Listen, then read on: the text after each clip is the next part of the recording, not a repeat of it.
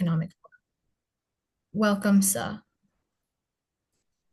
We also have Mr. Paras Kher on the panel. Mr. Kher is a director at UBS Singapore, a prominent global financial institution.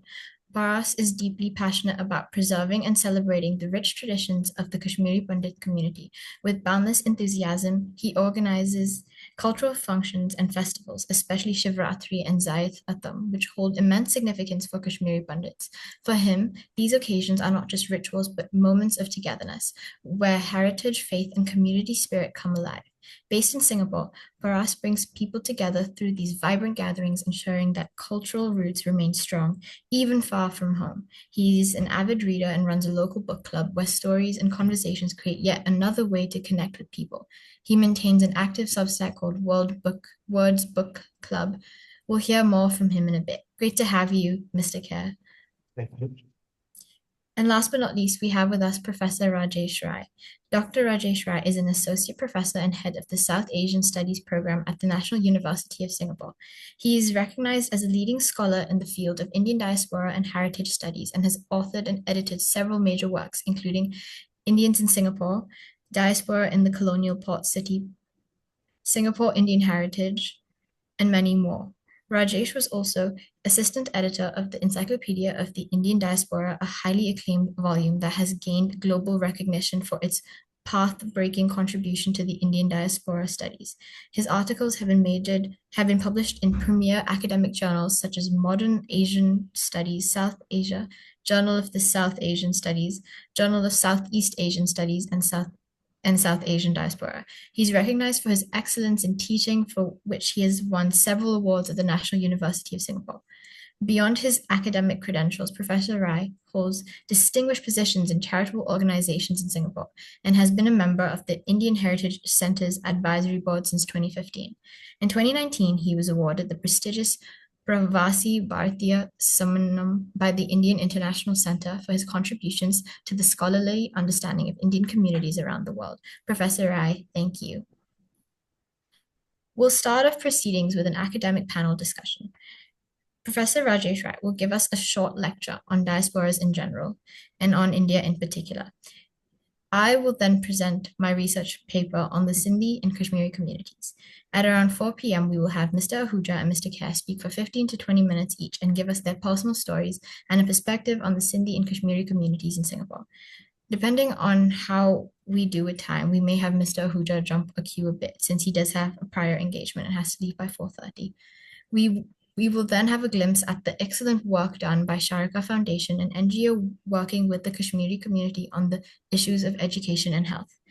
There is a Q&A chat box. Please send questions through and the panelists can address them at the end.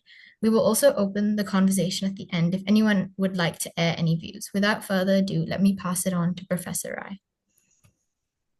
Thank you so much for the introduction, Diya. And congratulations again on the publication of your journal article. I have to tell you that it takes most of us about a full 30 years before we get a journal article published. So many congratulations on your achievement, and I look forward to listening to it. And thank you also for inviting me to be part of this very distinguished panel. I guess my role is twofold. A, to provide a framework to make sense of the development of the diaspora globally in Southeast Asia and elsewhere. So providing a frame, some terminology that is utilized in this study, I thought it might be useful just to give it some academic connect. So I'm going to try and do both of these. But let me begin first by talking about my journey into this field that has grown considerably since the time that I started nearly 20 odd years ago. My own interest in this field, I guess, begins with, it's difficult to put an exact date, but it begins to some degree with my trips to India as a young boy.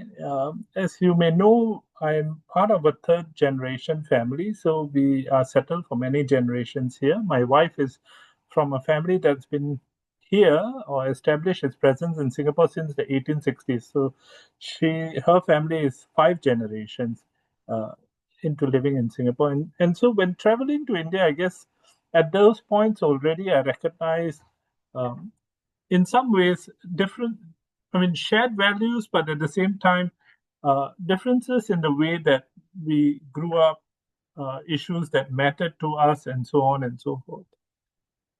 The next phase perhaps occurred, and I didn't give it much thought until I was thinking about it this morning, that to some degree I was perhaps also affected by the changes that were taking place in the Indian diaspora in the 1990s. I was still quite young at that point in time, in my late teens, perhaps my early 20s.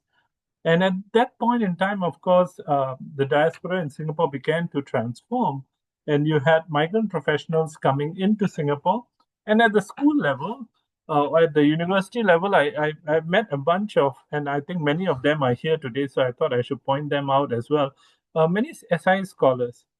And what was interesting for me really was how, uh, in some ways, we connected, and in some ways the values that we held were also different. So the issue of identity was very central in my quest in trying to make sense of why people who grew up in certain environments of the same Indian background were markedly different. Perhaps it sounds like a naive question now, but at that point in time it spurred my interest. When I went to UK, again,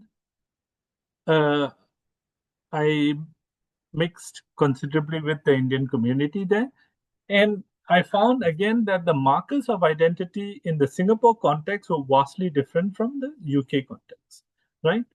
In Singapore, you may talk about North and South as being quite distinctive, especially for the old diaspora of Indians in Singapore. It meant nothing in the UK context. It perhaps religious identification, perhaps Indian identification, as different from Pakistani and Bangladeshi identification, mattered more than. So I guess these were the beginnings of my interest in this field. I had gone to do my PhD in the study of Hindutva. Okay, but by the end of it, I was really far more interested in studying the diaspora, something that I was part of.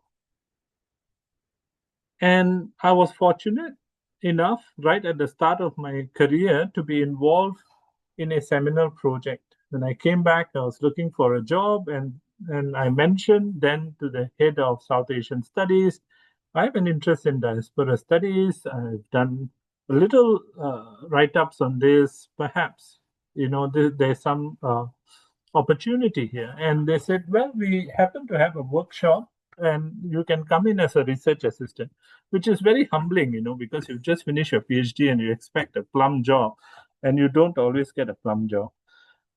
So I started off as a research assistant on this project, and then, of course, after that, fortunes transformed. In 2006, this book was published. It was supported by the Singapore government.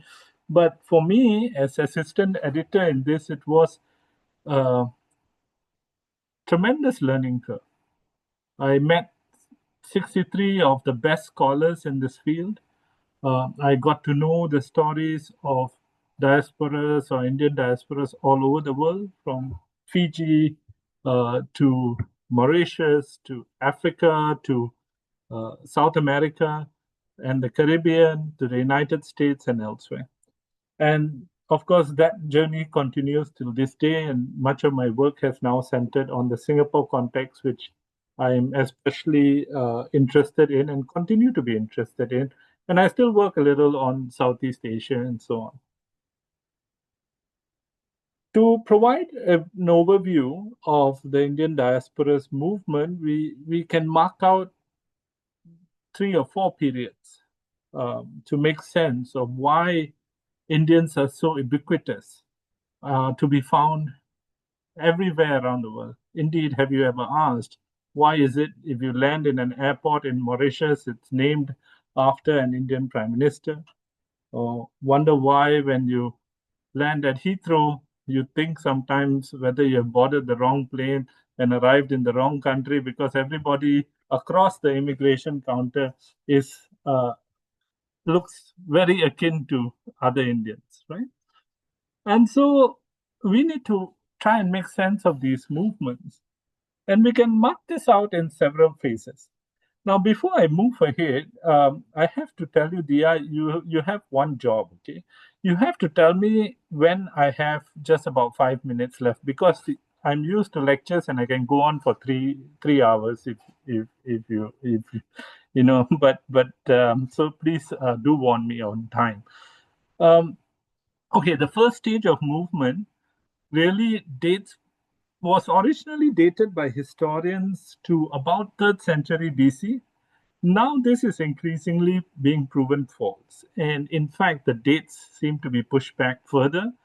We have evidence to show that movement out of India occurred as far back as at least the 6th century. And historians and archaeologists are constantly uncovering things that seem to suggest an older time span.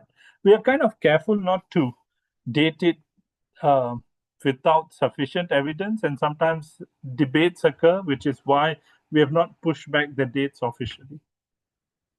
Now, a lot of that was connected to the Indian Ocean and the position of Indian in the context of the Indian Ocean. The movement of seafarers that followed the monsoon winds of the Indian Ocean brought uh, traders to this part of the world right at about this time of the year, as you can feel from the winds around you and experience with the rain. The winds would have brought the sailors at this point in time to the coastlines of Southeast Asia, extending up to parts of East Asia to Vietnam from an early period, right? So that's something that dates back a long period of time, had a tremendous influence on the economic landscape of the region and the religious and the linguistic and the cultural landscape of the region. The spread of Hindu, Buddhist practices, for example. For those of you who travel the region, of course, when you go to Angkor Wat and you go to Bali, you find that the deities there are Hindu deities. And likewise, much of mainland Southeast Asia came to adopt Buddhism from through the influence of these traders and religious specialists who came into this region. So, tremendous influence, but not a very large presence. Okay, these were notable people, people who generated respect in local society, and many in the local society were keen to adopt these cultural features and so on and so forth. But small numbers generally, a very peaceful influence on this region. With one exception, there was a small attempt at trying to, by the Chola king, to try and show to Southeast Asian kingdoms that they were not perhaps giving him as much respect as he expected. And around 10th, 11th century, we hear of one minor um, I would call it, perhaps you can call it an invasion, but it was very short-lived and marked and quickly ended. But generally, a very peaceful coexistence, but tremendous influence in this period, but generally small numbers. So it's very difficult to really find people who connect with people who say came 1,000 years ago, and so on and so forth. There are some exceptions. If you take the Chitti Malacca, for example, they go back about 5, 6 centuries. They are based in Malacca, and they are markers of that early trading influence. And they, of course, remember their connection to India. There are groups of people in parts of Thailand who claim a Brahmin heritage going back 800, 1,000 years, but it's very difficult to prove exactly if that is the case. Okay. Now, the massive expansion in Indian migration occurs from really the late 18th and 19th century onwards, right? And very much the outcome of the expansion of the British Empire. As the British Empire expanded into Southeast Asia, it had by this time already established a base in India, and Indians became very important in providing labor for the new colonial outposts that the British were establishing in Southeast Asia. So in Penang, in Singapore, over time in Malacca, over time in all of Malaya, over time in Burma, and so on and so forth. But this is just the Southeast Asian case, and it was not limited to the Southeast Asian case. It extended to Mauritius, it extended to Fiji, and so on and so forth. Indians were brought under very adverse circumstances very akin to slavery, to labor on British plantations or British infrastructure projects, and so on and so forth. Sometimes you may have heard of the indenture system. This was utilized as a system to bring Indian workers to various parts of the world. Other systems were also utilized, like the Kangani system and so on, also as exploitative, with some differentiation because the British faced criticism in the indenture system. Now, this movement saw millions of Indians move from various parts of the subcontinent, primarily from the regions of UP and Bihar, but also from the Madras Presidency. The British period was not limited to just labor migration, though. It also included the movement of traders and merchants. So, Sindhis, for example, who we are going to talk about today, moved from post 1850s, 1860s onwards, as Sindh was incorporated as part of the British Empire and began to feature at different colonial outposts. They moved to Southeast Asia and then to further into East Asia, right up to Kobe, because they were also looking for Oriental goods which they could sell at various outposts, colonial outposts where they had established a presence. Merchants and Hey, traders. Uncle. Sorry, Uncle Rajesh, you have 5 minutes left. Okay, I'm going to go Thank you. really fast now. Okay, you have to give me 7 though. Okay, so in addition, of course, you have imperial auxiliaries and so on and so forth, Sikhs who came in as policemen, etc. Now, this is when the diaspora really expands. Now, from 1947 onwards, you see, and this is the time of India's independence, the movement shifts and the focus now becomes the West, right? If I was to ask you a question today about where much of the diaspora or the largest Indian diaspora is, you probably have the answer. Today, the largest Indian diaspora is based in the United States. There are considerable numbers in Southwest Asia as well, but US has now the largest diaspora. If you were to think of the period prior to the Second World War, then the largest Indian diaspora would, surprising to most of you, would be in Burma, right? So you see how the patterns have shifted so that now there's an increased movement towards the West.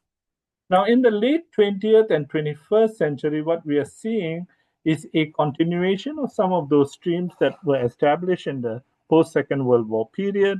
You have, of course, the global movement of educated personnel, entrepreneurs continuing to move out of the subcontinent, but also a return to some of the earlier forms, as you have large numbers of contract laborers also moving out of India to various parts, including Southeast Asia and elsewhere.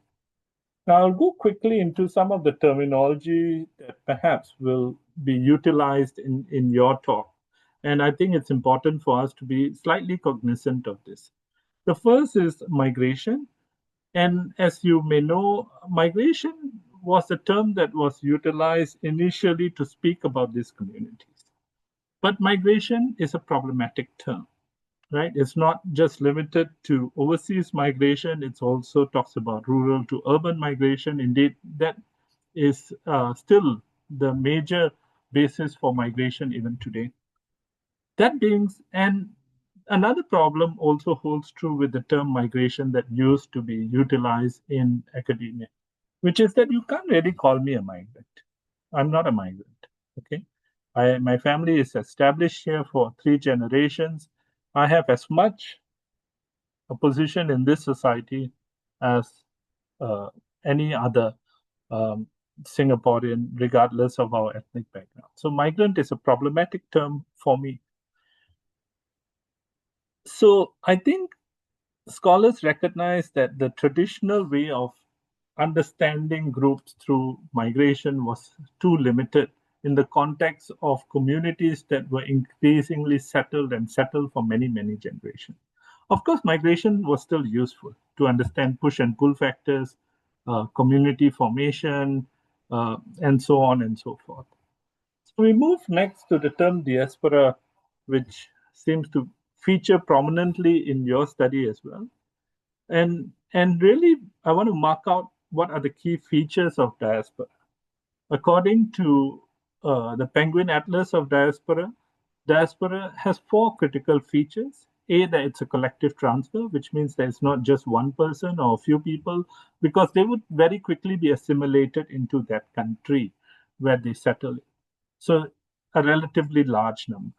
Secondly, that they seek to remember the homeland. And this is very central.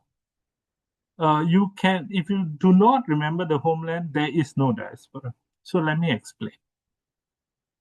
All of us, at least for historians, would say that, okay, at one point in time, we rooted from East Africa, right? Everybody, regardless of race, language, and religion, or Central Africa, right? Different theories. Nobody remembers where's that homeland. And it's nice to ask a class when I have Chinese students and Malay students and European students, and they come with a number of answers, but nobody says, oh, we all came from Africa, because nobody remembers that. But we remember a certain point of origin, and that point of origin is often Chinese in the case of some of my students, or Indian. So a memory of a homeland is very central. A desire to survive as a minority, which is to say that we don't want to be fully assimilated into a particular group. And indeed, even if we wanted to, it doesn't mean that the group that we seek to assimilate with is going to accept us with open arms. Right? And finally, this is not something that is a one-time thing. It's sustained over time, over many, many generations. So these are key features of the diaspora. The term roots from the Jewish experience. Of course, the Jews, it was a term used for the Jews. And although its roots are Greek, it was used for Jewish people.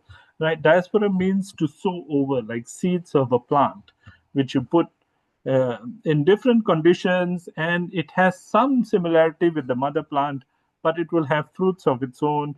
Perhaps it will grow taller or shorter, and so on and so forth. So the diaspora, it's very useful image, and this term was used originally for the Jewish case, had a certain key characteristics, which was A, that it was a tragic movement because many of them were forced out initially.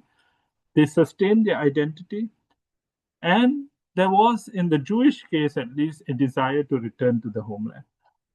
Now, of course, many Jewish people have returned to the homeland. Many Jewish have not returned to the homeland, which is not to say that as a result of that lack of desire to return to a homeland, they are no longer a diaspora, right? So the thing about a term, when it is limited to just one group, it has very limited use in terms of a wider study. But people were drawn to the fact that diaspora enabled a study of this community in such depth that it could be applied elsewhere also. And from around the 60s onwards, you begin to use the word diaspora for Afro-Caribbean communities based in the United States or in the Americas, and then extended over time to include other groups, Greeks, Irish diaspora, and so on and so forth. From the late 1990s, there was the beginnings of its use for the Indian community, and indeed was why we took up this term, and we were then involved in writing the Encyclopedia of the Indian Diaspora. At that time, there was considerable debate. Should we call it the Encyclopedia of the Indians Overseas or Indian Diaspora? And finally, we said, no, diaspora is the way forward. This is the term that is going to be utilized in time to come for these communities. And we see that the Indian case shares numerous characteristics that are akin to the Jewish case. While it may be true that not all went through very difficult circumstances, several have. It may be through the experience of colonialism, it may be through refugees. Indeed, today we are going to look at two of these communities that share very clear characteristics akin to the Jewish case, both the case of Kashmiri Pandits and as well of the Sindhi Hindus. Now, finally, I just want to mark out that today, of course, the Indian diaspora is one of, or is recognized as perhaps the most widely dispersed diaspora, right? So we used to say the sun didn't set on the empire. Now we say the sun doesn't set on the Indian diaspora. It continues to grow rapidly. It is not the largest diaspora. Of course, the Chinese diaspora numbers are larger, but a lot of them are based in Southeast Asia. Whereas the Indian diaspora, you'll find pockets in various parts of the world. And it's growing and continues to grow rapidly. So I expect the diaspora interest and indeed the size of the diaspora to grow accordingly in time to come. Final term that I will go through before I pass on is the term transnational. The term transnational is really a way of saying that, look, not all communities are necessarily fixed in a particular location where they move to. Indeed, what we are seeing is that people are increasingly mobile. This is not a new phenomenon. This has occurred for a long, long time. If you think of merchants and traders moving from port to port. And so this term is increasingly being applied for individuals who show considerable mobility. Sometimes it is used as well for contract laborers. The term transnational is actually rooted in a term that was more used in the 70s and 80s for companies, right? So what you call MNCs today used to be called transnational companies in the past. McDonald's and all used to be called transnational companies. But it's useful to be applied as well for people whose movement is marked by certain characteristics. Today it is used especially, as I said, for entrepreneurial groups, for professionals who show considerable mobility, but as well for contract laborers, because they are often not able to settle in their new lands anymore, and they often move from one country to another.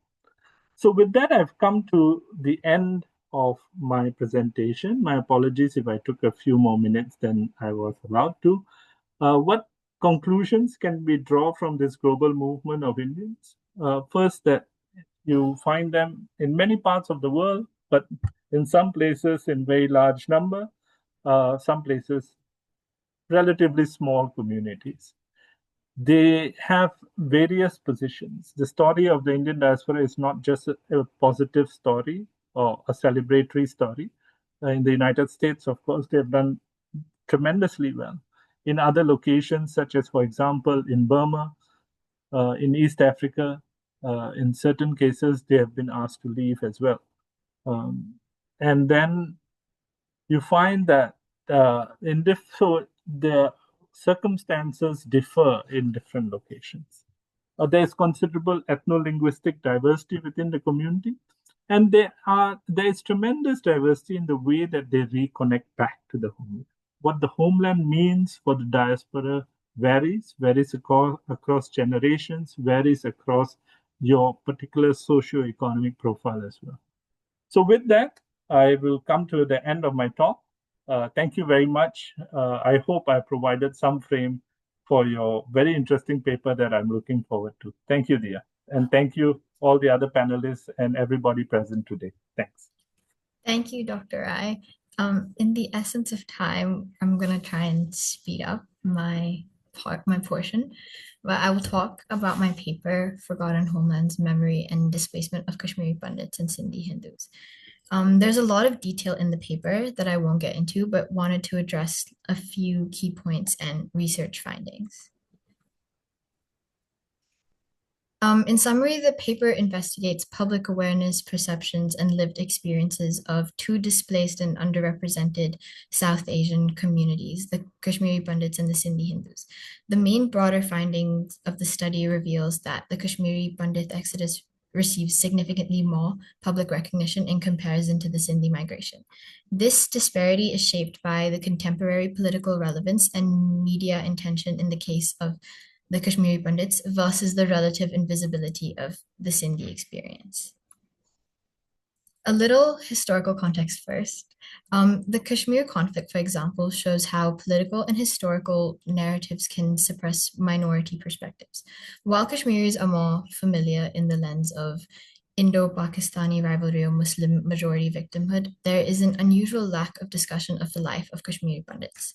During the insurgency in 1989 and 1990, over 150,000 Pandits were killed or forced to flee the Kashmir Valley due to targeted killings, harassment, and growing Islamist extremism. Kashmiri identity is typically conflated with Muslim identity in books and the media, excluding the region's internal heterogeneity.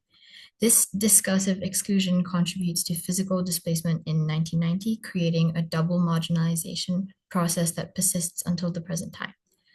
Another no less enlightening trajectory is that of Sindhi Hindus who were displaced during the 1947 partition.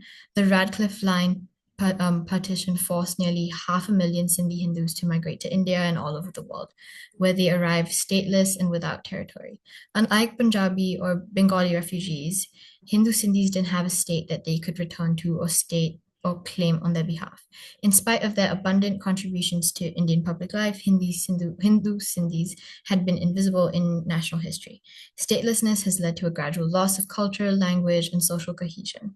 Religious or ethnic identity can be a panacea for social inclusion.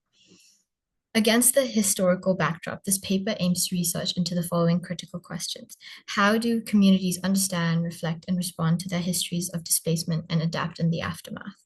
How does the way that general citizens understand the events around displacement shape the dominant narrative for such communities amongst the populace? So, this study employed a mixed method approach combining both quantitative and qualitative aspects of the survey and qualitative interviews to explore and compare the experiences of Kashmiri and Sindhi diasporic groups, focusing on how their distinct histories have shaped their contemporary identities. As I'm sure like many of you have done the survey, I really appreciate that. There are as many memories as there are communities, so the interrelationship of history and memory is key to sound research. Interviews contribute to the building of collective memory, offering information that is dissimilar from the kind constructed through traditional historical sources. By the process of drawing upon different individual opinions, they expand our understanding of events and contribute to the building of more refined historiography. Even a simple question on familiarity with the issues reveals some interesting insights, as can be seen from this particular figure. There is a significant difference in public familiarity. Most respondents were aware of the Kashmiri Pandit exodus, while far fewer had heard of the Sindhi migration. This supports the argument from the literature review that Kashmir has become a politically and emotionally charged issue in the Indian media landscape, while the Sindhi story has remained largely excluded from public discourse. It reflects how historical visibility is often shaped not by the severity of displacement, but by its proximity to ongoing territorial and nationalistic debates. The limited awareness of the Sindhi experience, despite its scale, reinforces how entire communities can be excluded from national memory when their displacement lacks immediate political utility. One of the interesting findings from the paper is the discrepancy that is evident between emotional response and knowledge of history. This graph shows the response to formal reading or teaching about the issues. While this graph shows the emotional response, the most frequent responses were highly emotive, with sympathy being a dominant response. However, when contrasted with the previous figure, which indicates overall ignorance, it can be observed that emotional response will occur irrespective of subtle knowledge or history. This means that empathy can be evoked, even in situations of limited awareness, which can reveal the potential for higher public interest if these stories are widely disseminated. The study suggests the significant contribution of education and moral media in going beyond this awareness gap, not merely historical understanding, but also sustained emotional identification with the marginalized groups. Additionally, when respondents were asked if the above-mentioned communities had been supported properly, results fell in line with the broader trends of the survey.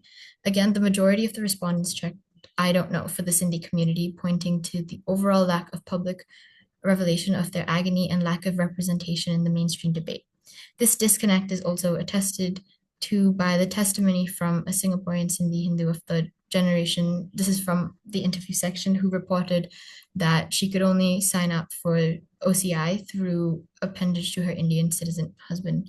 While the community's historical refuge in India was made obsolete, exclusions like these administrative ones underscore disintegration of Sindhi Hindu identity and the amount to very serious questions about the value of an historical collective homeland. This case highlights the broader gap in India's institutional approach to the displacement and cultural displacement of the Sindhi Hindu community. Lack of representation in reality takes the form of stereotypes. Such overt generalizations are harmful to the treatment of the community, especially if they're negative. By the qualitative component of my survey, the study of the stereotypes revealed that shared themes in their view of Kashmiri Pandits. A number of respondents equated the community with positive qualities such as being educated, intellectual, and culturally advanced, using the words peaceful, cultural, and intellectual. These positive descriptions were, however, followed or preceded by matching accounts of arrogance, casteism, and reliance on government support, an indication that such a praise has a tendency to mask deeper dimensions of marginalization. One of the respondents highlighted how, while Pandits are favorably perceived in mainland India, they are discriminated against within the valley itself, where they are even referred to as outsiders or politically sympathetic to state oppressed by some. Another respondent indicated that they have been disrespected by being labeled Pakistani, highlighting how these political misperceptions, like the false association of all Kashmiris with separatism, drive exclusionary behaviors in a region. For Sindhis, the responses were a different kind of stereotype, one of class and commerce-oriented related. Common tags were Chindi Sindh, which means like miserly, or shrewd businessmen, reflecting a long-standing stereotype that Sindhis are economically exploitative and socially cliquish. Others spoke of Sindhis as the Jews of India, a phrase that reflects both respect for fiscal acumen as well as barely contained wrath.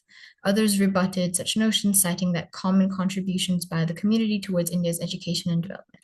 Yet the stereotype of Sindhis as a closed group was cited as a reason for misinterpretation and exclusion. These assumptions bring out the challenges faced by Sindhis in being misunderstood within the multicultural scenario of India. So the graph above reflects the perceptions of representation. So these responses were overwhelmingly negative, with the vast majority of participants indicating that they do not believe these histories are adequately represented. These findings underscore a central concern of this paper: the systemic erasure of internal displacement narratives from institutional memory and public consciousness.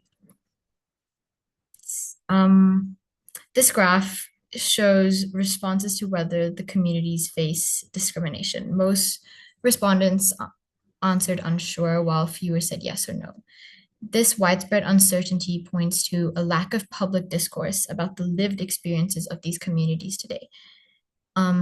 It reflects how discrimination becomes less visible when it is not institutionalized or overt. The literature review highlights how Sindhi economic resilience has led to the mistaken belief that they have not suffered, while Kashmiri Pandits are often seen through a political lens rather than a humanitarian one. This figure reinforces the idea that public understanding of marginalization is shaped more by media narratives than actual informed awareness. And finally, the connection between familiarity and perception of support for both communities reveals a striking contrast. As awareness increased, more respondents believed that Sindhi Hindus had received adequate support, whereas greater familiarity with the Kashmiri Pandit exodus was associated with a stronger belief that sufficient support had not been provided. Despite the relative economic success of both communities, many participants noted a disconnect between material integration and the deeper challenges of cultural preservation and identity loss. One Kashmiri Pandit respondent described revisiting their childhood home as emotionally devastating, highlighting how memory and place remain central to the trauma of forced migration. Other interviewees emphasized that their communities have been in survival mode, functioning without institutional support while attempting to maintain identity across generations.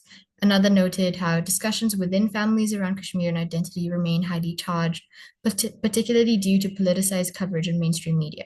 However, this respondent was significantly younger, showcasing how maybe younger demographics are more likely to be advocates for change within internally displaced communities. One of the key conclusions is that displacement a matter of loss of territory, but also a loss of narrative. The Kashmiri Pandits and the Sindhi Hindus have suffered a double erasure, an early erasure through physical displacement from their homeland and another erasure through marginalization in national memory. The inference made here is that familiarity does not conflate recognition and sympathy does not equal justice. For Sindhi Hindus, trauma has been integrated into narratives of economic success, glossing over the extent of loss of culture and language. Resilience by the community has often been mistaken for complete integration, when in reality, many feel a lingering sense of erasure, especially as intergenerational memory fades. Conversely, the Kashmiri Pandit experience is closer to the public discourse center, but once more reduced, far too often it becomes a politicized slogan rather than the psychological and effective effects of displacement. Overall, the erasure of Sindhi Hindu memory might be an example reference in ensuring that ethnic minority groups in the South Asian region, like the Kashmiri Pandits, possess the ability of maintaining collective memory in spite of violence and displacement-based intergenerational trauma. Memory plays a central role in defining both communities' vision of the past and vision for the future. As revealed in the interviews, memory was fragmented, personalized, and passed on informally between family members and not institutions. That lack of institutional formalization does not only limit healing, but also keeps sustaining the feelings of abandonment. The emotional reaction versus factual familiarity manifested in the survey answers serves also to highlight just how much history remains untold or misinterpreted. Lastly, the histories of these communities call for us to take on a more inclusive model of how one remembers and represents displacement. Plain retrospective or selective acknowledgement of suffering will no longer suffice. There has to be a deliberate effort to listen and reconnect with the memories, voices, and histories that have been pushed to the edges. We have now come to the most interesting part of the agenda. Let us hear from some members of the community about their personal histories and the work they and others have done within their respective communities. Some of the questions we are hoping to address are the following. How has identity and language been preserved and transformed since displacement or migration? What forms of support mattered? And what are some neglected areas? Let me now turn it over to Mr. Ghanshyam Ahuja. Hi, can you hear me? Okay, सबसे पहले नमस्ते. And since I'm Sindhi, I must say Jai Julelal. Jai Julelal is how we greet everybody, especially the elders. My name is Ghanshyam Ahuja. On records, last 23 years I have been in Singapore, and as per passport, I'm Singaporean, born as Indian, and definitely a proud Sindhi. Thank you, everyone. And first of all, Diya, congratulations. At this age, I'm sure Rajesh and Paras will agree with me. At this age, we didn't have that level of knowledge, that level of courage to do these kind of activities, and that level of depth of analysis. Of course, you guys are privileged to have a lot of information easily available. I'm sure Rajesh, being academics, he would have seen his own issues of how much tons of books he would have read to get to kind of information what you guys get in within seconds nowadays. But still, Diya, I must say that you have a very unique combination and which you have taken to your advantage, Kashmiri and Sindhi parents. And you connected the dots that, both the communities had their own, not so very good past, but very good present, I would say. The present way the communities are present in the world. I have my few friends in Singapore who are Kashmiris. I had been few times to Kashmir. Fortunately, last 18 months I had gone 2 times and have seen it on my own. How Kashmir is, was, and will continue to grow in the current government. Coming to the topic of Sindhis, Sindhis, as it is known, to clarify everybody on the call. First of all, thanks everyone who has joined on Saturday. Sindhis are basically, to put it very simply, whosoever is living near Indus Valley or Indus River was known as Sindhi. It can be Hindu, it can be Muslim. Okay, anyone living around, so around few thousand years back, around 5,000 years back, the one of the oldest civilization we talk about, Mohenjo-daro, Harappa, that's where it comes from, which really gives us a proud moment always, and I always keep sharing with youngsters and within the family. Coming to the migration and the formation of diaspora, which Rajesh was very well explaining, and you have done research. So Sindhis are known to be migrants from almost 2000 years plus in a selective way.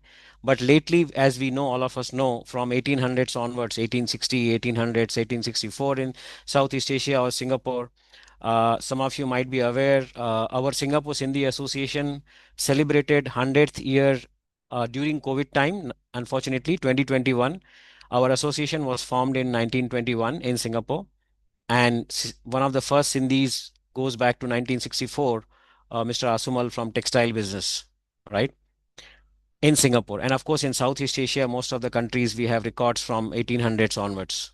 And of course, Dubai, Spain, Spain nowadays we have tons of Sindhis. Besides Hong Kong, of course, Myanmar, we already spoke about it, how they moved out from there. So let me start with my own family as well, especially after 1947 partition. So my grandfather, he was the part of that atrocities which happened on Sindhis. During partition, we had to give away everything, and finally he started as poorest of the poor family. You can imagine, starting from selling. So one of the small, on a lighter note, incidents I can share with you. When they were moving from, they were forced to move from Pakistan to India. They were coming in a ship, and my grandmother fell unconscious because of seasickness.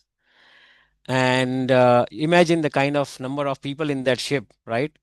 And I was told that she was not unconscious for almost 1 2 hours. And the rule was, if a British or a policeman sees on the ship, they are supposed to throw the body. They're supposed to throw the body. And we jokingly used to tell her that good that they didn't throw you, otherwise you would not have been in the world. So that's the level of things. Of course, memories they carried from there. Then every Sindhi started from zero, and then it was a good moment. I would say the belief in the hard work. I would say hard work and the trading, I would say DNA, business DNA, trading DNA, because of the Indus Valley, the Indus River trade, which they used to be part of for many years, that continued in the DNA. And hard work helped all the Sindhis to again regain right from zero in 1947 to all the way by the time 1980s and 90s came in, most of the Sindhis were back to their old, own. I would say on their own foot with their own business, and then slowly they started making sure that their next generation is well educated as well. Some statistics and current numbers of this migration, and also how Sindhis are performing, as some of you might be aware. Let's take India as example. Hindu Sindhis have moved to India and other countries. On records, I have met Sindhis from more than 45 to 50 countries in different Sindhi sammelans. As you and Rajesh mentioned, we don't have any state of our own. To make it combine, we have some of the global organizations. There's a Global Sindhi Alliance from US. There are many organizations from India. I became part of your organization, Vishwa Sindhi Seva Sangam, which was from India. How do we connect to Sindhis? Whereas Sindhi Alliance was connecting from US to other Sindhis. So we have a lot of these associations, which they do once a year, kind of a sammelan or a conference where we meet. And I got to know that currently Sindhis are available in more than 110 countries. So that's the number of some of the associations have shared with me. Number two, in India currently, Sindhis are less than 0.2% of population, between 2 to 3 million max. There is no specific number I have with me currently, but that's a number around 0.2%. But the important thing to note is the GDP contribution of Indian businessman or Hindu Sindhi businessman is known to be in the range of 1.5 to 3%. GDP and tax contribution. You can imagine the disproportionate numbers versus the addition to GDP and the taxation. Same thing goes for Singapore and other countries. I think top three or top four richest Indian in Singapore happens to be one of them is Sindhi. But it's not about, I would say, being rich or being trade and being the kind of the perception what people carried for Sindhis. I would say it might be the case because that was a way merchants were supposed to work in those days. I would say, to protect their turf. But in today's term, there are a lot of Sindhis into profession, tons of them into profession, art, science, who have gone much beyond the typical tradition and the perception of Sindhis, what has been carried. So, in a nutshell, to summarize, maybe I'll keep some, I don't know how much time I have, Diya, more. I can take another 5 minutes. Okay, and then maybe we can have question answer if required, or we can do a panel. So, in a nutshell, uh, Sindhis, especially last 30 to 40 years, mostly have been the migrants who have been beyond traders. I would say professionals, right from shipping to finance to banking to IT. Of course, I come from technology background. I run my own VC fund as well. I run my own software company. And some of the prominent Sindhis who have reached professional level, Mr. CP Gurnani, who was the CEO of Tech Mahindra, he just retired few years back. Of course, Hindujas and other groups we know very well. Hiranandanis in Singapore, we know. Hiranandanis in India, we know about them. And there are tons of other professionals, right from Silicon Valley to different countries. They are now involved in multiple sectors. That's one. GDP contribution continues to grow, and even tax contribution, I would call it. Third thing is Sindhis are known to be very, I would say, spiritual, and they generally mix well with all the Hindu temples, Hindu rituals, and also gurudwaras. As you might be aware, most of you Sindhis, you will see, rarely you will see a Sindhi who doesn't go to gurudwara. So gurudwaras besides our own temple. As far as Singapore is concerned, we have our own prayer hall. Singapore Sindhi Association has our own prayer hall where, as per the past traditions, whenever any migrant comes in, they used to come to, I would call Sindhu house as our own, Vadda house, jisko bolte hain, right, in Hindi, like a big house, your first house, which you can come in. So I would say they are flourishing, they are doing pretty well, and we are trying to make sure that our language also continues by doing some language classes in our Sindhu house and other things. I'll stop here, and maybe if you have any questions or anything from the panel or from the audience, next few minutes we can take that, and then we'll move on to Paras Bhai. Yes, thank you so much. Um, we're gonna take questions at the end. You guys Sure. can But start. You can start just submitting. 1 second, Diya. I believe Ghanshyamji may have to leave. It's I okay. just Yeah. have a quick Yeah. question for you, Ghanshyamji. I wanted to make sense of the Sindhi community here. You see, for the Sikh case in Singapore, their numbers have been stagnant, and over time, in fact, perhaps even declining because there's very little in migration that's going on amongst the Sikhs in Singapore. I know that in Kobe, the Sindhi community is diminishing. Uh, can you give me a sense of what do you see the same thing happening in the Singapore context? Okay. So on records, we have our membership is around 700 plus here and there, 700 families or 800 families. In all, unfortunately I don't have exact number, but we are less than 10,000 people in Singapore, if I'm not wrong, roughly. Answer to your question, no, it's not declining. I myself have seen in last 20 years more than, I would say, 200-300 families would have migrated here, out of which I personally know more than 50 new families. So I would say no, it's not declining. Yes, overall birth rate, as late marriages and others is a common problem, which all communities. But no, it's not declining. Singapore still is a good It's magnet an to attract. important. Very happy to hear that. Yeah, I'm glad yeah. to hear. If anyone else would like to ask Mr. Ahuja any other questions. I'm here for next 30 minutes, so it's okay. Even if audience has any questions, you can put it on chat, or we can always answer later, or we can answer now. Anyone want to raise hand for next 30 seconds? You have a chance. Okay, there's Okay. Sangeeta. Yes. Yes, please.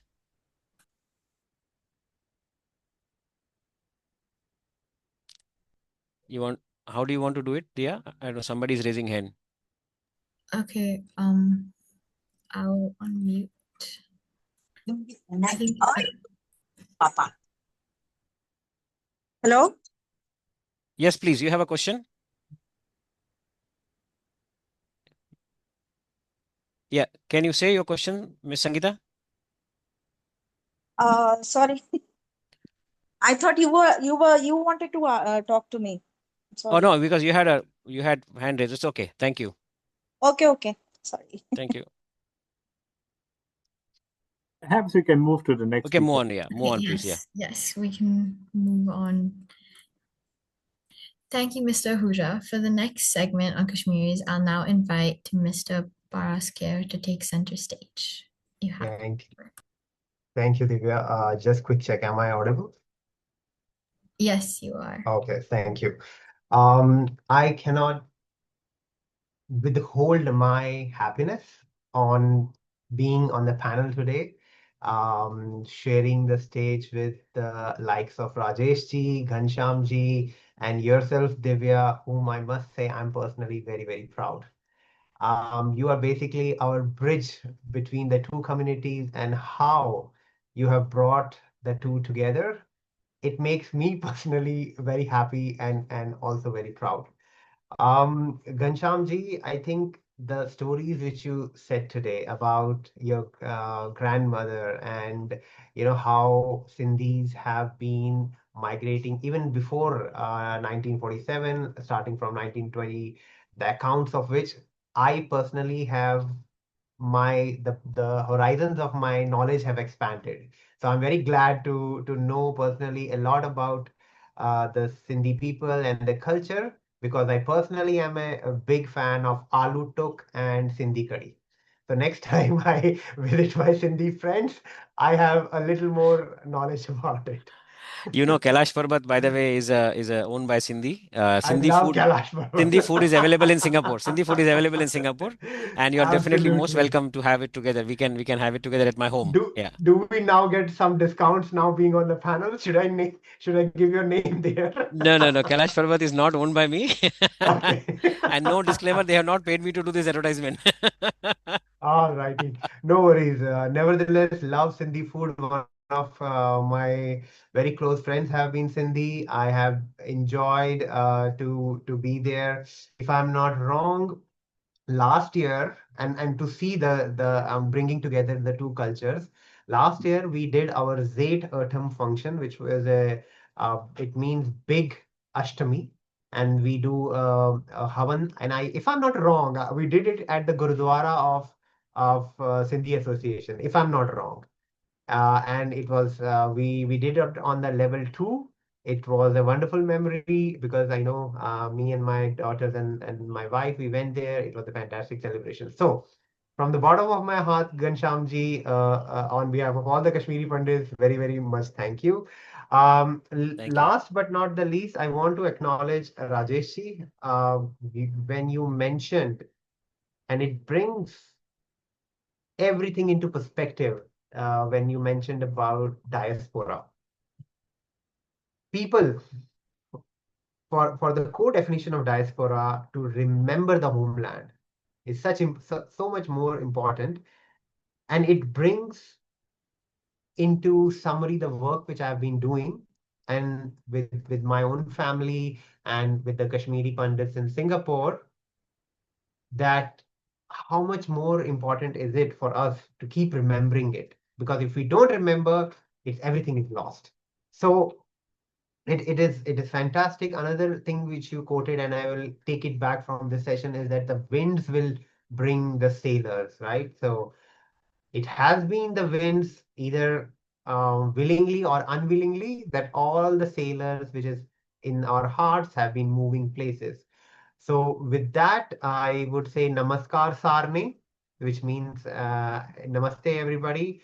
And I will start the session with a quote from a very famous poet in Kashmir, which is called Mehjur. And he said, Sahibo Satchmachani Wathme Aslich Havatam, which means that, oh Lord, oh dear Lord, I just have your shade or your shadow or your name I have, and that is the only thing I have. And please show me the path of excellence, and please show me the path of resilience. And I think that is the underlying principle of why Sindhi people have been able to bounce back from practically having nothing. And similarly, how the Kashmiri Pandits have been able to bounce back from having practically nothing.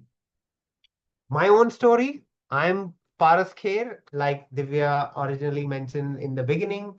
I work with a multinational organization based in Singapore, but it was, should I say, the hardship of one whole generation, which had to go through the ordeals that all the Kashmiri Pandits have been able to bounce back within one generation. And I'm absolutely very proud of that, because to have been taken away everything from you, including the dignity, and still being able to bounce back, I think that's commendable. And that's a commendable which I would pass on to the generation of my father and uncles and all in that age bracket, whereby even, I mean, wealth is one thing, homeland is one thing, dignity is altogether another thing. And when everything has been taken away from you, and still no Kashmiri Pandit has taken the path of extremism, it's because the society has been embedded with this core idea that we may not have enough, but we have pen. We have pen with us.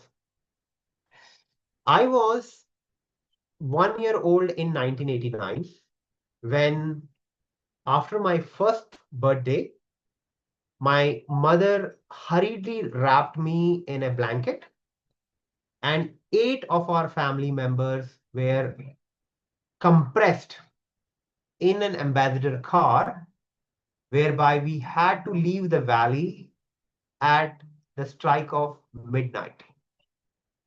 In a completely hush-hush, in a completely silent way, not even informing the neighbors, not even putting the locks on your door, because people did not have the realization of what was happening. Everybody knew that they will be coming back in a week or so, or maybe this is a summer vacation which we are going on, and everything will end. And that summer vacation, after 36, 37 odd years, we are still in that summer vacation. Rajesh mentioned about the word migrants. And when that ambassador car reached Jammu, after crossing the mountains, when we reached Jammu, and there were migrant camps. The word migrant for me has always been associated with camps. There was Purkhu camp, there was a Muthi camp, where people were huddled together in a makeshift tent. And I'll tell you that why the dignity even was snatched away from Kashmiri Pandits, because there was no facility to relieve yourself. There was no facility to even take a proper bath. A Kashmiri Pandit who believes in the concept of sucha, which means that purity, which means that You will not touch your utensils in the kitchen, even without washing your hand or without taking a bath in the morning, has now been crowded all together in these camps spread all over the all over Jammu and beyond. But even in all this, my favorite childhood memory is, which I would share and which will underline the principle of the community, is that I, as a 1.5, 2 year old toddler, will slide on these tents, right? And I will often bump on something. And when I'm sliding on these tents, I'm bumping on something, my mother will scold me, but my maternal grandfather, who was my beloved Nanu, would say, oh, he's just having fun. He's just having fun. Without realizing that, coming from a beautiful valley, leaving all the Dal lakes and the Char Chinars and the snow all behind, we have been put together in these tents, and I'm sliding on this tent, whereby when I'm sliding, I'm hitting the back of my Nanu. From there, now, being living in Singapore, rubbing shoulders with all the who's who of the world, it's a journey which not only me but the whole community has traveled within one generation. In that Muthi camp, I would know that I would, because my family got my dad's family had rented a property somewhere in the center of Jammu, and I will often visit my Nanu and all who would still live in these camps. I will visit them for the weekend. I would know that I would not go to the bathroom for the entire weekend, because there was one bathroom for 8 families, and the conditions were, should I say, inhuman. And that is what I meant by saying that even not only the wealth, the homeland, even the dignity was taken away. So I would go back after the weekend to my own place and do the things, just to say that, where we started. But in all that, even though now there has been a lot of, should I say, awareness in the mainstream media, like Diya was highlighting, it's because of primarily how the political demographics of India has been changing, with certain people benefiting from pushing up the thing. But the underlying principles, that has it really impacted the lives of Kashmiri Pandits on the ground? Probably not. It helps in the narrative, it helps in people getting angry, but has it really helped at the underground level? The answer is probably not. What has really helped is the culture. Like Ghanshyamji was highlighting how strongly Sindhis are knitted together, exactly in the same way Kashmiri Pandits have been knitted together in a very strong way. And that sense of belonging, and that sense of not forgetting your homeland, builds up that resilience. We see each other, we learn from each other, and we grow with each other. While growing up, I have beautiful memories of strong cultural resilience or relevance to my own Kashmiri Pandit culture, being it Herath, which is a Shivratri function, being it Pan, which is associated with the Ganesh Chaturthi, and especially beautiful times of having a Kashmiri birthday, which follows the lunar calendar. And still today, I think one of the questions asked in the beginning was, how are we passing on this cultural message so you keep these traditions alive, you keep that celebration of the Kashmiri birthday festival alive, you keep celebration of Herath in a particular way, you keep celebrating Pan in a particular way. So when I grew up, of a teenager, and when it was time for me to pursue my education, thanks to one single person in Maharashtra, which was Bal Thackeray, he helped provide a guiding light to Kashmiri youths, due to which I think thousands and thousands of Kashmiri Pandits have blessed. And I would believe that it was one of the strongest support provided to Kashmiri Pandits in 1980s. That helped me as well. That helped me to move to Pune, which I absolutely loved. It eventually helped me to also move to Singapore down the line.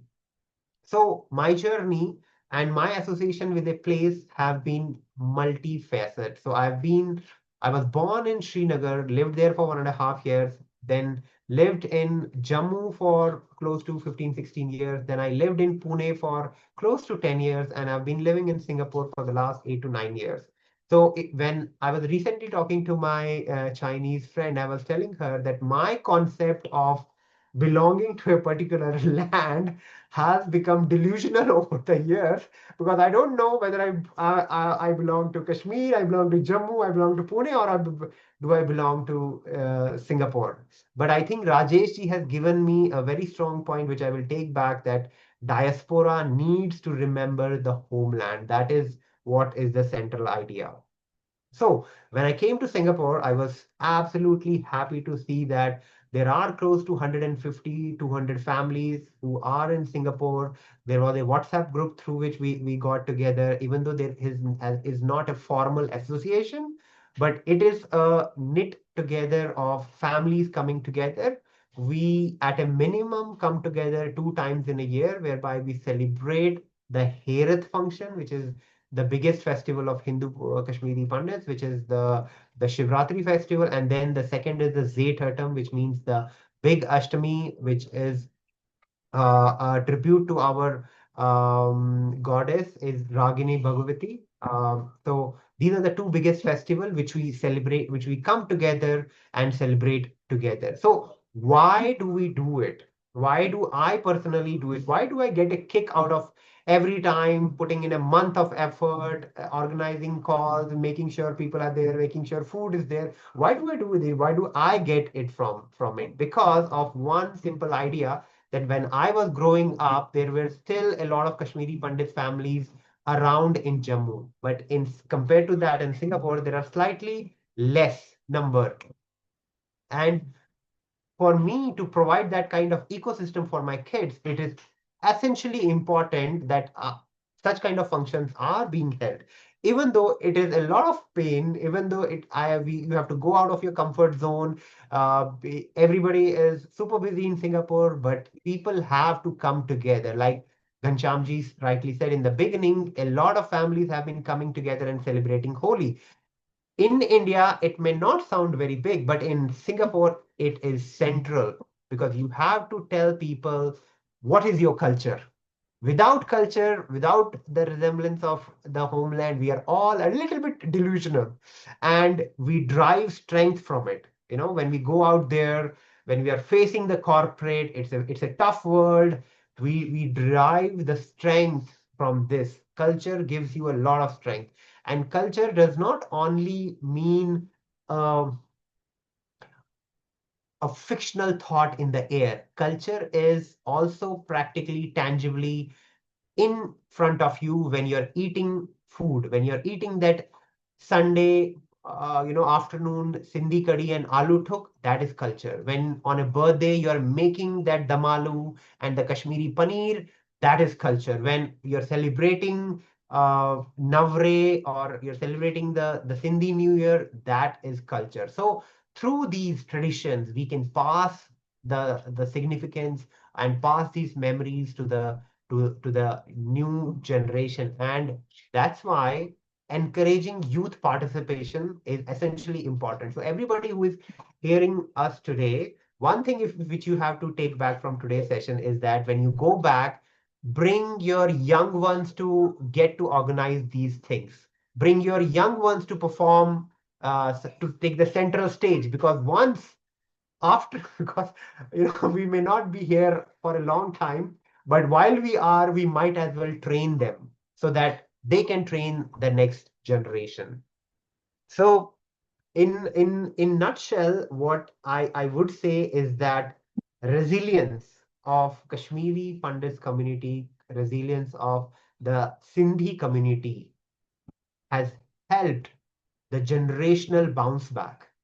From 1947 to 2000s, Sindhis have, like Ghanshyamji pointed, even though you are less than 1% of the population in Singapore, but you're making an impact by going beyond 1% of GDP impact.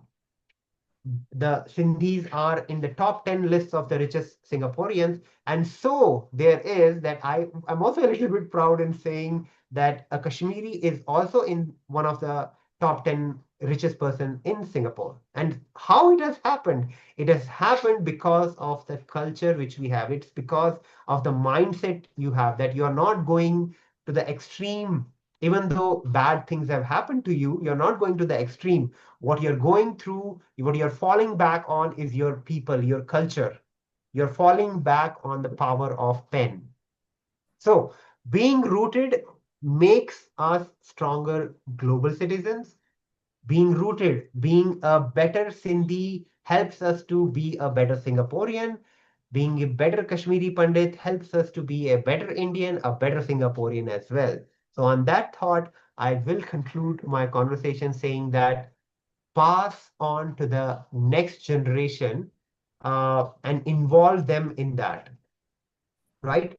So these are some snippets of how we have been celebrating the Kashmiri festival. Is that you would see that in the pictures, we are bringing the elderly and we are bringing the young ones. And I make sure, because I'm hosting these functions, I make sure that the kids take the center stage in it, that they are having fun. It is not a fun night for the adults. It is a fun night, should be a fun night for the young ones as well. So I would conclude by saying this thing in Kashmiri, which says, Asi earth, Asi asaf, which means that we were and we will be. And that goes for both the Kashmiri Pandits as well as the Sindhis. Thank you so much.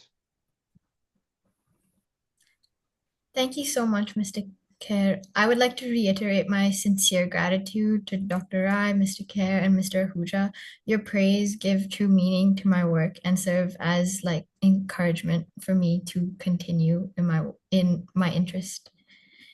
It is these stories that make these histories come alive, which is what I hope that I achieved with my paper. Furthermore, with great pleasure, I would like to welcome Mr. Sanjay Dhar. I had the pleasure of working with Mr. Dhar last summer, and he gave me perspective on the existing issues faced by Kashmiri Pandits today. It is an experience I will never forget, and I will forever be grateful.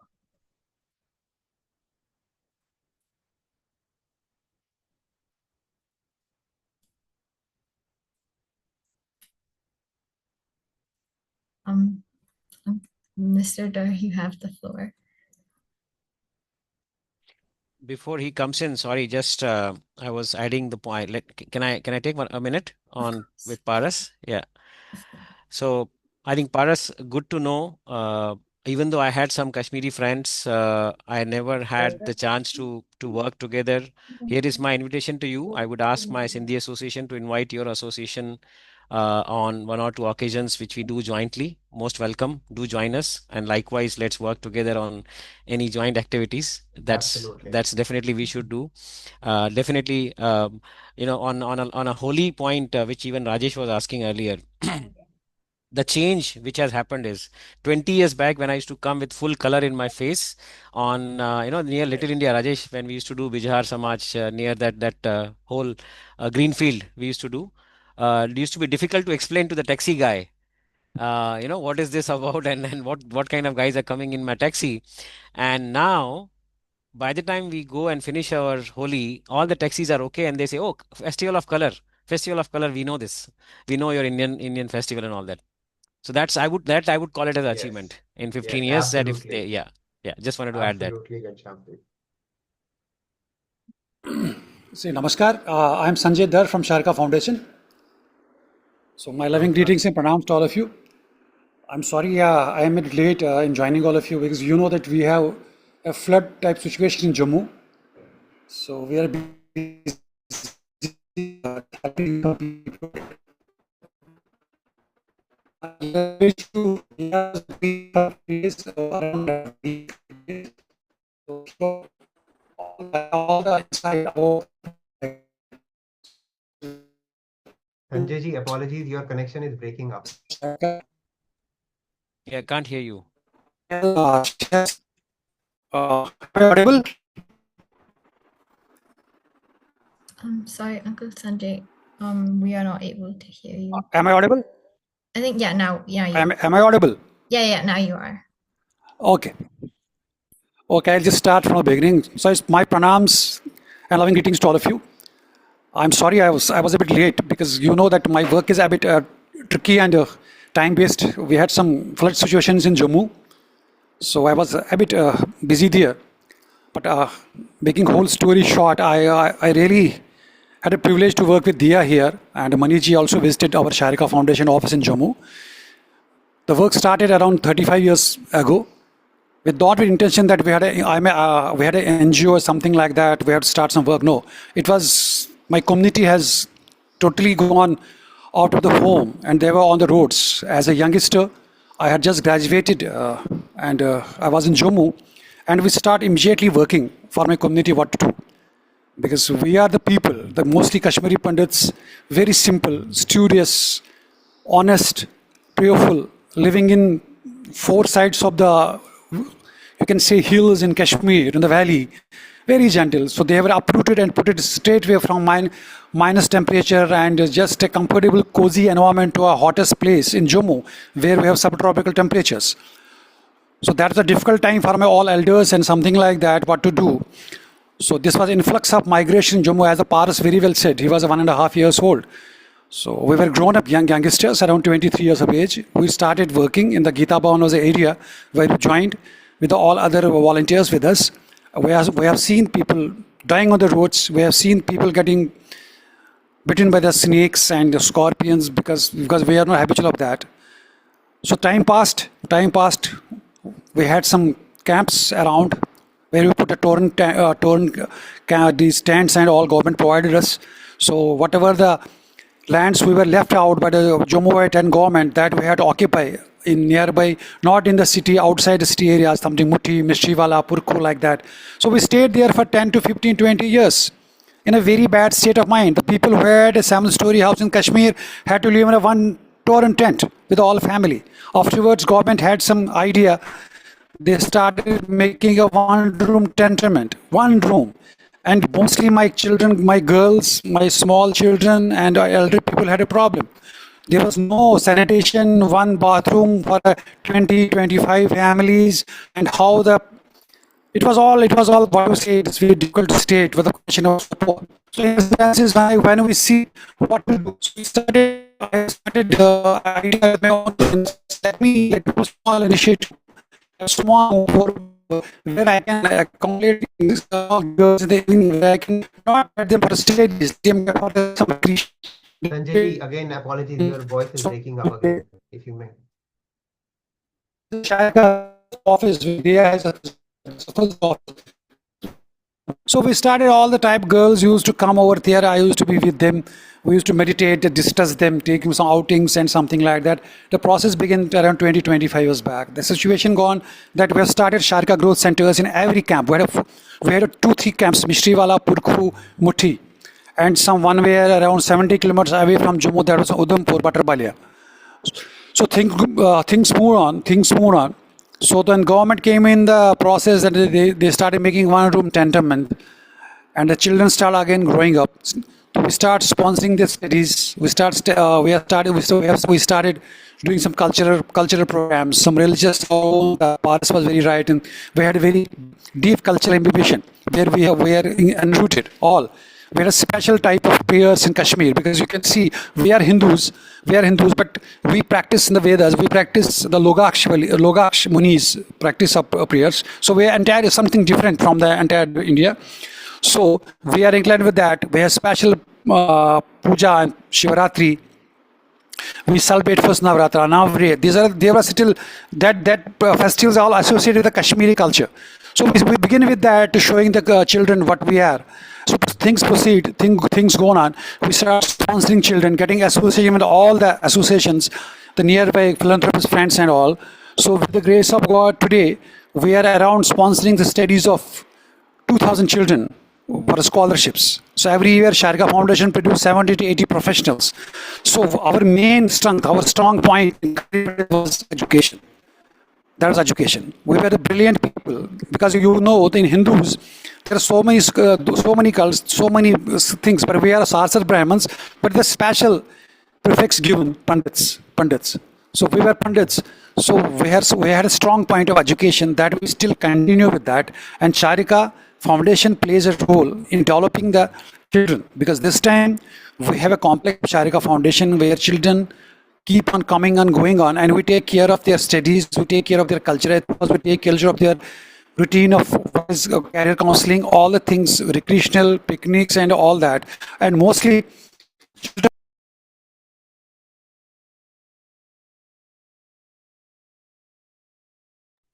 I apologize for the technical difficulties.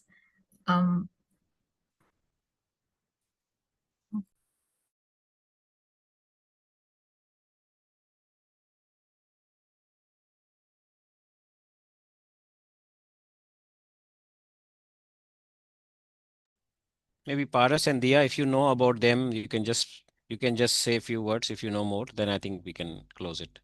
Yeah, I think Sanjay ji, you're on yeah, mute. that, Yeah, please go on. We can am I audible? I'll just want to conclude it. Am I audible, sir? Yes. Hello, am I audible? Yes. So thank you, Diya. You had been with us for so many times. Children miss you. You, Manish, your father. I wish Paras also next time while in Jammu do visit us. So Absolutely. Sharika is always for there. God willing, someday I'll visit Singapore also to meet all of you. Thank you, everybody. God bless you all. Jai Ma, Jai Gurudev. Thank you, Uncle Sanjay. Sanjay ji, good job from my side. I didn't knew about this. I wish I would have known. I would have visited during my last 2 visits. Next time, definitely I will remember. Good work you're doing, and we'll spread the word. Thank you so much, sir. Most welcome.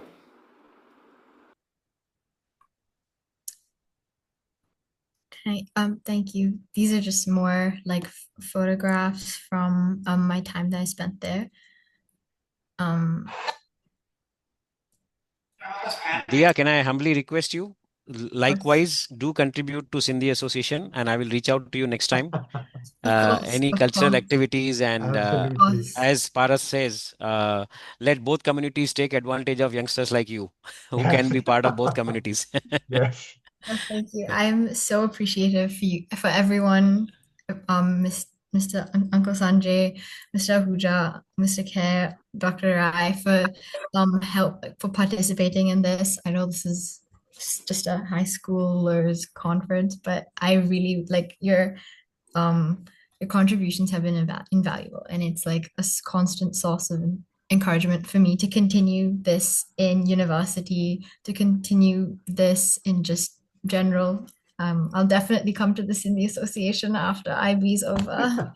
And as well the Kashmiri events. I think I went for one and it was really fun. I really enjoyed myself. And Good. All the best wishes. And I think students are here, some of your peers and all. Only one line I would say: do what you really feel like doing it, the way Diya has just did it. And दिल से करो. हिंदी समझते हो आप लोग? दिल से करो, पैशन से करो. Things will move. AI हो, डिजिटल हो, कोई भी वर्ल्ड हो, दिल और दिमाग अभी भी डिजिटल नहीं हो पाया है. नहीं होगा वो. दिमाग हो सकता है, दिल नहीं हो सकता है. Very true, very true, very true, very true. with that, we've come to the end of formal proceedings.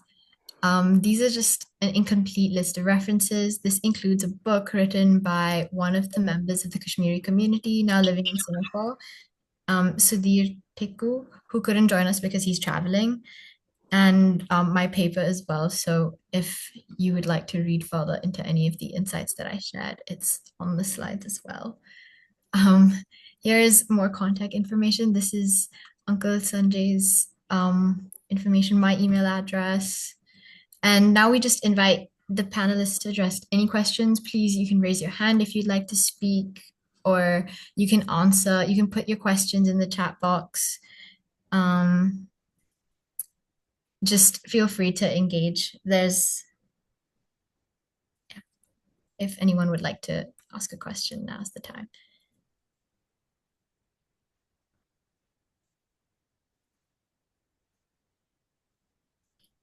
I have one question for Ghanshyam ji while the time people are thinking about a question. Okay. Ghanshyam ji, how do we make Sindhi curry? How do we make Sindhi kadhi? Yes. Wrong question. Wrong question. I had to ask to another person, my wife. I can send you the recipe, and Absolutely looking we can forward eat to it it. together. Yes. In fact, I'm looking forward to the invitation also. Yeah, yeah, definitely, definitely. Yes. While we are waiting for questions, let me do a little sales pitch, okay? Not for myself or any organization I represent, actually to encourage young people to write about their communities, as Diya has done. Diya's publication is now in an academic journal and will be useful for your future development, I'm sure. There are also other venues for you to potentially write. So I brought a collection. I just have a collection of that's called Hidden Heritage, and it's about small communities that exist in Singapore with many stories. And we have done one for Telugus, we have done one for Bengalis, we did one for the Gujaratis, we've done one for the UP and Bihari community, we did one for the Tamil Catholic community. So it's actually got a very broad scope. And we hope to actually capture the voices of all the different communities. These are just small booklets, say about 40, 50 pages. And I'll be happy to work with anybody in the community who's interested in doing such work. If you want to get published and really create or create some infrastructure for your heritage. Because everything that you build in is going to feed into something else, right? Ghanshyamji today speaks of Holi, and at some point in time, it was begun by community. Over time, it has developed into something as major as what you organize. And the same thing goes for works and literature and so on and so forth. These are important instruments. They will last for a long time. So if you have young people interested in doing work like this, I'll be happy to guide them. I think it's good. The point I picked is neither Kashmiri, neither Sindhi stories are there. So I think Paras, Yes. point to us. We should touch base. Yeah. I already noted that I need to get in touch with Rajesh ji also to get a chapter published. Maybe Diya can also we can bring Diya on board, and it doesn't have to be an individual contribution. Maybe Yeah. stories of 3 or 4 individual or more from the community come together, and just simple stories throughout, and it will be interesting to capture that, so that down the line people can refer it. And that's why the work of Diya and what Rajesh ji is doing, and what Ghanshyam ji has been doing practically in the societies is very important. I actually had a question as well, for Mr. Ahuja. I think everyone knows the Sindhi Association. Like, I feel like when I talk to my friends, everyone's like, I know, I've seen the Sindhi Association, I've gone to this event in the Sindhi Association, but nobody actually really knows like what the Sindhi Association actually does, like for the Sindhi community. And I feel like, yeah, just what does it do? I feel like Good that. question. No, good question. Besides the cultural, spiritual activities, some business activities, some pro bono clinics of legal clinic and all, something which we do. One thing important is a lot of people may not know. We talk about wealth and business and money, right? There are a lot of needy families in Singapore. There are widows who don't have anyone to take care of within our community also. We do take care of them as a part of our charity. That's one on the charity side or the helping side of it. We have senior citizen monthly get-togethers where senior citizens come in and get engaged. We have senior citizen programs also in every month where we have cultural programs. We have senior citizens Deepavali, which is totally donated by people. They senior citizens, even though richest to the poorest of Sindhis, no need to pay anyone. Somebody is funding it. All of us put together some donations. So we make sure that we do a big Singapore's swimming club. We do that level of Diwali ball. We do for them. I make sure I dance and I laugh with them for whole 2-3 hours of program. I'm again the MC and artist with them, with a lot of veterans who are 30, 40 years. They've been doing dramas and all. For children's, we do Sindhi classes. Also, we do senior citizen classes for new age digital adoption, which is very interesting, like how to use WhatsApp new features. You'll be surprised, Diya, when you meet somebody 75 years old, so-called Dadiji or Auntie she will know maybe sometime better features of AI and WhatsApp than you, because they are being taught in those classes. I don't doubt that. And of course, we do the functions. Main one is Janmashtami, Cheti Chand. Cheti Chand is a New Year, Happy New Year, the Indian Sindhi New Year. And of course, the major festivals like Navaratra, Holi, we do it with all the. In fact, one of the very few places where Holika Dahan, the Holi jahan jalti hai, right, is in Sindhu House. You can come, and we have opened up to all communities now. I hope it gives you enough reasons for you to keep coming every month, every quarter. Yes, I definitely need to come more. Unfortunately, I don't come as much as I would like to, but I will definitely be there after IB is over. Yeah. And Janmashtami is the biggest one. We do a ticketed event. This year we did it in Singh Post Auditorium. We do a very big event. It's a drama. Generally, we do a drama.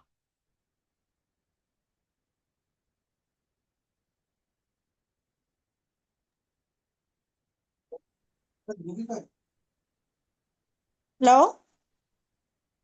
No, sorry. You have any question? Yeah, I Somebody? have, Mr. Ahuja. I just wanted to ask, like, just you said, no, you go to the senior citizens and all, you spend time with them. Right. It's only in Singapore, right? Why can't we something start like this, like in Zooms and all, so that even others can be helped with that? It's a good idea. If someone Yeah. can take initiative from other cities, countries, would be happy to Okay. do that. That's a Definitely, Okay. we very can good open idea. it. Good idea. Okay. Yeah. Yeah. Yeah. In Thank you. fact, that brings me to the point which I was actually going to connect with Sanjay ji offline, but I may as well do right now that Sanjay ji, I may call you because the work which you have been doing on the education side, it's very close to my heart. And I believe, like I said in my presentation as well, that education is pivotal to the community. So if there is Yeah, yeah, anything, Pas, definitely. yes, I'll be happy to be connected and via sessions like this to speak with the young ones. If I can be of any like even 0.5% help, I'll be more than glad. Yeah. And Diya, if you may allow me to share one recent picture of the event, you will like it. Of course, please go ahead. Can you see this? Can you all see this? Yes, yes. Yes. I don't know if you can recognize me. Which one is me, if you can, Paras? Yellow one. Yellow one. Oh, Yeah, so that's me, you're the Krishna. Sri Krishna. I'm Okay, the yes. Krishna with my wife there, and I was fortunate to have both my sons also this time participating Wow. after 15 years. 15 years Wow. back, we did Ram Navami with Mr. Gochok Tong, our previous Prime Minister, Yeah. when they were very young. And after 15 years, first time we three were together, both my sons there. So one was Abhimanyu and one was Karna. We were doing, Wow. Dharam ka Chakravyu, Adharam ka Chakravyu.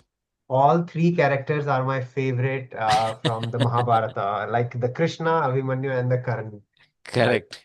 So we do this in absolutely. a very big way. The biggest one has been 1,200 people watching in SG50, and this was Yeah. SG60, almost 300 people. We had to close the bookings, and also some people came to stay on the stairs. They wanted to sit on stairs and watch Wow. it. I So would have Diya, loved to be part of yeah, it also. yeah. So that's the level, Diya. You're most welcome to participate in this. I will definitely Yeah. Okay. participate for sure. That's I it. think, Yeah. If oh, Are we closing, or because I had to go now? Because I had to leave for outside. of course, of course. I Yeah. think I have a question, I but think thank you Ghanshyamji, so much. Please. if you can go ahead. If there are any other questions that reach out to you, I think we can make measures to get it No to worries. you. I'm waiting for my taxi. I have 3 minutes, so no worries. Okay. You have any last question, Diya? I don't mind. I'm loving this, Diya, what you're doing. So hence it feels like whatever best I can give. No, thank you so much. I cannot express how grateful I am Sure. for everyone here, everyone listening from home on a Saturday afternoon. Thank you so much. Chalo. Yeah, Diya, thank you. There is a question for you on the chat that Yes. is asking you, what do you plan to do next with your findings?